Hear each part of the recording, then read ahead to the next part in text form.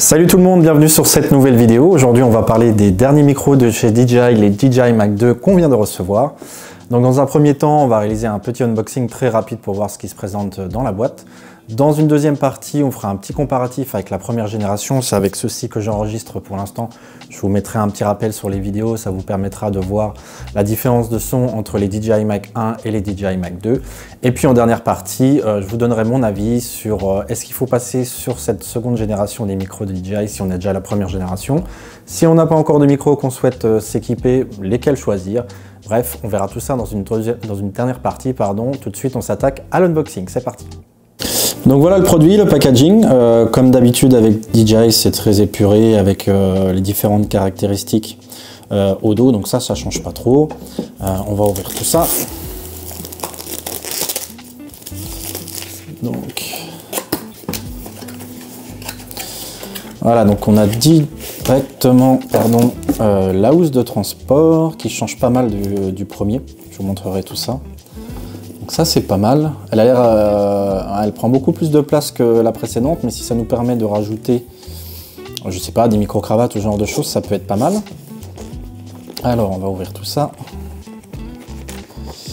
Ouais, donc ça c'est assez cool parce qu'on a des rangements, comme je vous disais. Donc là on a les petites bonnettes pour le vent. Là on a un emplacement vide et encore une autre bonnette pour le vent. Donc ça c'est pas mal, on a différents emplacements qui vont pouvoir nous permettre de mettre des accessoires comme les micro-cravates ou les bonnettes tout simplement. Ensuite on a directement la petite boîte qui va nous permettre de recharger. Alors, press to unlock, ok, voilà. La boîte qui va nous permettre de charger, puisque ça fait un hub de chargement pour les différents micros et le récepteur. Donc comme d'hab, quand on l'ouvre, il y a tout qui se met en route. Donc on retrouve comme dans la première version le récepteur qui a un peu changé, on verra ça plus tard. Les deux différents micros avec un look qui lui aussi a un petit peu changé, on verra ça plus tard. Les aimants et aussi les prises qui vont nous permettre de brancher soit sur des smartphones type Apple ou d'autres type Android avec un USB-C. Donc voilà, c'est pas mal. Moi ce que je regrette toujours c'est qu'on... là c'est pas très grave parce que dans la housse on a les emplacements pour mettre les bonnettes. Mais c'est dommage qu'on puisse pas les mettre directement dans la boîte. Je testerai si en mettant les bonnettes, si ça se referme. C'était pas le cas dans la première version, donc ça peut être cool. Ça nous évite à chaque fois de les enlever, etc. Donc voilà. C'est tout ce qu'on a dans la boîte. C'est le principal, tout simplement. Alors, est-ce qu'on a un câble USB-C pour charger? Oui, j'avais pas vu. On a un petit câble USB-C, mais comme d'habitude, pas de prise secteur. Là-dessus, ils font des économies depuis plusieurs versions sur les drones ou les accessoires, pas de prise secteur. C'est dommage, c'est devenu un peu le lot de tout produit chez DJI et d'ailleurs chez d'autres constructeurs. Voilà pour l'unboxing. Maintenant, on va voir un peu les différences avec la première version des DJI Mac. Je fais un petit aparté, j'avais oublié, j'avais mal regardé. Effectivement, il y a le câble également qui nous permet de relier le récepteur à la prise son, prise micro de votre caméra. Elle est un peu plus sympa que la première version, je vous montrerai, mais c'est dommage qu'on n'ait pas, comme chez Rode, un espèce de fil qui fait un peu élastique avec les tourbillons qui permet de plus ou moins agrandir ce dernier. Là, ça reste un câble rigide, mais il est déjà amélioré par rapport à la première version qui était pas terrible. Je vous mettrai une petite miniature. Donc voilà, on a bien entendu le câble prise son qui est présent dans la boîte. Ça y est les amis, on a procédé à l'unboxing, donc maintenant je me suis équipé des DJI Mac 2, ça vous permettra de vous rendre compte de la différence de son. Alors je ne ferai pas de post-prod dessus, comme ça, ça vous permettra vraiment de juger s'il y a une différence ou non entre les deux. Au niveau des différences, donc ce qui est mis aujourd'hui en avant par DJI, c'est le fait que les DJI Mac 2 aient un enregistrement en 32 bits par rapport aux 24 bits de la première version. Ça, c'est en interne aux différents micros. Qu'est-ce que ça veut dire tout ça? Alors en fait, c'est simple, pour faire un petit comparatif, par exemple avec la photo, quand vous allez prendre des photos en JPEG, vous allez pouvoir faire une post-prod sur vos photos, mais très légère, puisque vous n'avez pas beaucoup d'informations qui sont enregistrées sur les fichiers. Quand vous allez prendre des photos en fichier RAW, vous allez pouvoir avoir beaucoup plus d'informations. Les fichiers vont être plus lourds, mais vous aurez beaucoup plus d'informations sur ces derniers et vous aurez possibilité de les retoucher d'une manière plus importante qu'en les prenant en JPEG. Et ben, c'est un peu la même façon, c'est un peu la même chose, pardon, avec les micros entre le 24 bits et le 32 bits. vous aurez une plus grande amplitude de gestion en post-prod avec le son en 32 bits. Si vous ratez lors de la prise de son, si vous avez fait des mauvais réglages, eh bien vous aurez beaucoup plus de facilité à jouer avec votre enregistrement audio en 32 bits plutôt qu'en 24 bits en post-prod. Donc ça, c'est vraiment mis en avant par DJI. Les fichiers seront un peu plus lourds. On parle autour de 14 heures d'enregistrement en 24 bits avec les micros. Il faut compter à peu près une dizaine d'heures. Entre 7 et 10 heures en enregistrement 32 bits, c'est largement suffisant pour une journée de tournage. Donc ça, c'est vraiment l'élément principal qui est mis en avant par DJI. Autre différence qui est présentée par DJI, on est censé avoir des récepteurs, des micros qui ont une batterie légèrement supérieure. On avait à peu près 5h30 sur la première génération, ici 6 heures, donc ça ne change pas grand chose. Par contre, avec le hub de chargement, on passe d'à peu près 15 heures avec la première génération à 18 heures avec la seconde génération. Donc vous voyez pas énormément de différence, mais une batterie apparemment légèrement plus importante pour la seconde version. Autre amélioration, différence avec les premières générations, c'est ce qui m'a d'ailleurs poussé principalement à changer mes micros. On a la possibilité maintenant de se servir des DJI Mic 2 sans le récepteur des micros, tout simplement. Donc ça va nous permettre de les brancher au dernier smartphone sans avoir le récepteur, encore une fois, en Bluetooth, et également à d'autres appareils de DJI. Alors ça va être super sympa pour notamment l'Osmo Action 4 que j'ai. Jusqu'à présent, il fallait que je mette le récepteur directement sur l'Osmo Action 4, donc c'était vraiment pas très pratique. Mais également avec l'Osmo Pocket 3. Donc tout ceci va pouvoir se faire directement avec les récepteurs, donc avec le son interne en 32 bits, sans fil en Bluetooth, avec ces différentes caméras. Donc ça, c'est vraiment un point super important, super sympa. Pour rappel, on avait les DJI Mic 2, les récepteurs qui étaient possibles d'acheter avec le pack, le gros pack de l'Osmo Pocket 3. On a la possibilité d'ailleurs de les acheter en séparé pour un coût de 100 €. Donc voilà, là ça va nous permettre d'avoir cette possibilité directement avec le pack des DJI Mic 2. Donc ça va être super pratique. Par exemple, moi quand je pars en rando, ça va me permettre d'avoir le récepteur sur ma caméra avec un micro directement lié à ce dernier, et puis d'avoir le deuxième micro qui lui sera connecté en Bluetooth avec l'Osmo Action 4. Ça me permettra de ne pas switcher entre les deux et de à chaque fois enlever le récepteur pour le mettre sur l'Osmo Action 4. Là, ça me permettra d'avoir les deux micros qui géreront les deux caméras de manière indépendante. Donc ça, c'est super pratique et bien vu de la part de DJI. Au niveau des récepteurs, on a également une légère différence. Donc je vous mettrai un petit comparatif des deux en image. On a un récepteur qui a une taille différente, mais ça reste très acceptable. On a l'écran qui est légèrement plus grand, j'ai l'impression. Il est toujours tactile.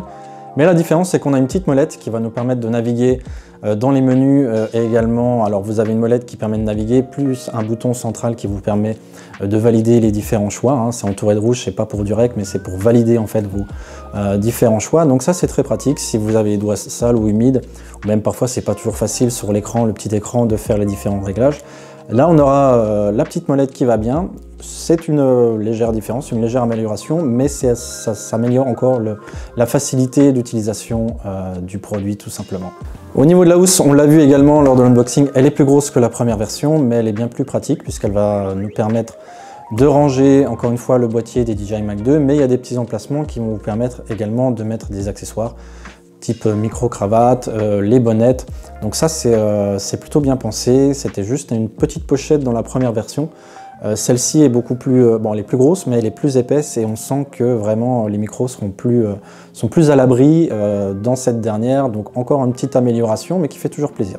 Au niveau des différences également, on va avoir des petits changements, que ce soit en termes de look. On va avoir un micro qui va avoir un aspect transparent avec un logo DJI qui ressort beaucoup plus de la première version. Donc ça, c'est peut-être un petit point négatif si vous souhaitez vraiment que le micro soit le plus sobre possible. On va dire que c'était mieux sur la première version. Ensuite, vous allez avoir une légère modification également au niveau des aimants. Ils sont un peu plus gros, badgé DJI encore une fois beaucoup plus visible. Je sais plus si, je crois pas qu'il y avait de badge sur la première version. Mais ça on s'en fout, hein, c'est le suite, la chemise, c'est pas très grave. Mais l'aimant est plus gros, donc ça va permettre d'avoir une meilleure tenue du micro. Ça c'est sympa.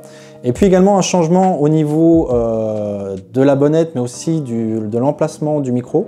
En fait, avant, vous aviez le micro qui était à fleur de flanc sur, comment dire, sur les premières versions. Là, il est un peu en retrait, donc ça va permettre éventuellement d'avoir moins de son avec les vêtements, quand le vêtement passe sur le haut du micro. Donc ça, c'est plutôt sympa, c'est plutôt bien vu.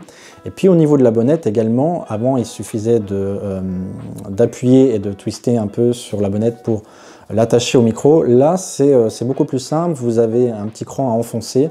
Et voilà, j'ai l'impression que ça va mieux tenir, et puis la bonnette est un peu plus grosse.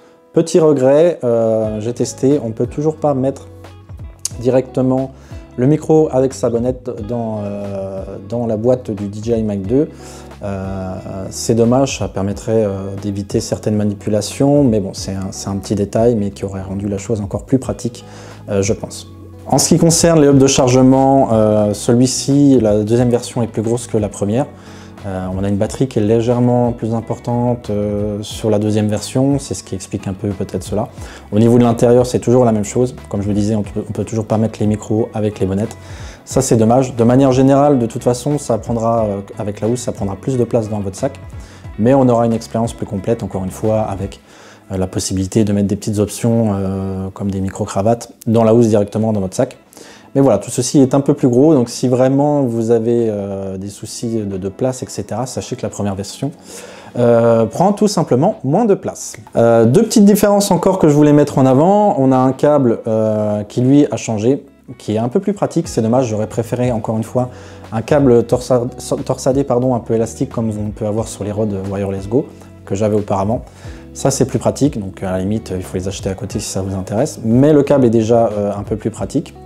Dernier point également, vous avez la possibilité, je cherchais mes mots, pardon, vous avez la possibilité désormais de mettre le récepteur dans n'importe quel sens. Vous pouvez avoir le récepteur face à vous, donc c'était déjà le cas dans la première version, ça c'est bien quand on est en mode selfie ou quand on se filme comme moi là tout seul.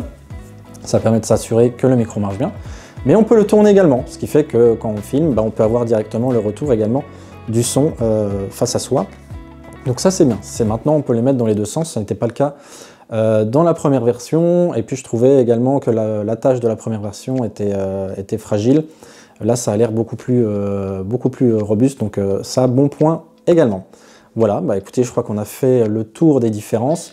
Ce que je vous propose maintenant, c'est de vous donner mon avis sur ce DJI Mic 2. Est-ce qu'il faut changer pour ce dernier ou non? Dernière partie de la vidéo, je vais maintenant vous donner mon avis sur ces nouveaux micros de chez DJI. On va déjà parler tarif. Aujourd'hui, la première version, on la trouve un petit peu partout autour de 250 €. Elle a été pas mal soldée dans ces derniers temps, donc il faut compter autour de 250 et même en dessous si vous voulez trouver d'occasion. Cette seconde génération elle est à 350, donc on compte à peu près 100 € de différence entre les deux. Mon point de vue, si vous avez la première version et que vous hésitez à la vendre pour passer à la seconde génération, personnellement au niveau du son j'étais déjà très satisfait de la première génération, en 24 bits ça faisait déjà du très bon travail. C'est pas forcément l'argument de passer en 32 bits moi qui m'intéressait sur ce micro là, mais ça peut être utile si on a un souci sur le terrain, s'il y a un mauvais réglage, ça peut toujours être utile encore une fois, puisque ça va enregistrer en 32 bits en interne au niveau des micros. Donc c'est pas l'argument principal qui m'a fait changer pour cette seconde génération, pardon. L'élément principal moi qui m'a plu, au-delà de tous les petites nouveautés, c'est surtout le fait de pouvoir brancher en Bluetooth ces micros à un appareil de type Osmo Action 4, Osmo Pocket 3 ou même avec un smartphone. Ça peut être très pratique quand vous faites en voyage vos stories. Mais vraiment, ça va me rendre la vie beaucoup plus simple entre la gestion du son de ma caméra et de l'Osmo Action 4. Il y a déjà un micro qui est sympa dans l'Osmo Action 4, je vous avais dit ça dans ma vidéo sur ce dernier, mais dès qu'on a du vent, il faut un vrai micro optionnel. Donc ça c'est sympa. On peut acheter à côté le micro DJI Mic 2 tout seul, autour de 100 €. Mais finalement, quand vous faites la différence entre la première génération à 250 et la deuxième à 350, si vous êtes dans mon cas, ça revient au même. Donc tant mieux, autant utiliser cette seconde génération avec tous les petits avantages supplémentaires. Vous n'aurez pas de différence de tarif. Par contre, si vous avez la première génération, que vous vous fichez de la possibilité de lier en Bluetooth la seconde génération avec un smartphone ou d'autres caméras de chez DJI, pour moi, il n'y a pas forcément intérêt de passer à cette seconde génération. Sauf si vraiment vous êtes professionnel et que l'aspect 32 bits c'est quelque chose qui est super important pour vous, qui est un argument vraiment phare. Dans ce cas-là, faites-vous plaisir, passez à la seconde génération. Mais si encore une fois vous êtes comme moi, vous êtes amateur, que vous faites ça en loisir, eh ben écoutez, si vous avez déjà la première génération, vous allez avoir pas forcément du mal à la vendre, mais en tout cas forcément les prix vont baisser, donc vous aurez 150 à 200 € à remettre en plus pour passer à cette seconde génération pour les petits plus qu'on a vus. Pour moi, clairement, ça en vaut pas la peine si vous n'avez pas de réel argument, de réel besoin, que ce soit avec le Bluetooth ou encore une fois avec cette fameuse option d'enregistrement en 32 bits. Autant garder votre argent et rester avec la première génération qui était déjà très performante, je trouve. Maintenant, vous n'avez pas encore de micro et vous souhaitez vous équiper et vous posez la question, est-ce que je prends la première version à moindre frais ou est-ce que je passe directement à la seconde génération? On a vu que la première génération, elle restait très bonne. Je vous laisserai juger entre les différentes prises de son s'il y a un réel avantage pour l'un ou pour l'autre. Je pense qu'il n'y aura pas énormément de différence pour les premières vidéos que j'ai vues de test. Si vous n'avez pas l'utilité, encore une fois, du 32 bits et encore une fois d'une gestion sans récepteur des différentes caméras ou de smartphones, eh bien, pourquoi pas passer sur la première génération directement qui va vous permettre de s'équiper de vous équiper à moindre frais. Mais si effectivement vous voyez un intérêt à cette option en 32 bits en interne, que vous allez avoir d'autres caméras de chez DJI type Osmo Action 4, Osmo Pocket 3 ou d'autres caméras dans le futur, quand ils auront un upgrade, et dans ce cas-là, passer directement à cette seconde génération, elle coûte 350 €, ça reste un budget, mais par rapport à toutes les options qu'elle présente, et puis encore une fois, le fait de pouvoir enregistrer en 32 bits à moindre coût, ça reste très intéressant à voir en fonction de vos besoins, mais ne dépensez pas forcément de l'argent pour avoir la dernière génération. Il y a des petites options en plus, mais encore une fois, si vous n'avez pas besoin du 32 bits et des autres options, passez sur achetez la première version, vous économiserez de l'argent et en plus vous aurez un son qui est déjà très très bon. Voilà, c'en est fini de cette vidéo du DJI Mac 2. Comme d'habitude, si vous avez aimé cette dernière, n'hésitez pas à la liker, ça nous aide dans le référencement et ça nous fait plaisir. Si vous aimez ce genre de vidéo, n'hésitez pas également à vous abonner pour ne rien rater de nos futures vidéos et de nos futures aventures. Moi, je vous dis à très bientôt pour de prochaines vidéos. Ciao!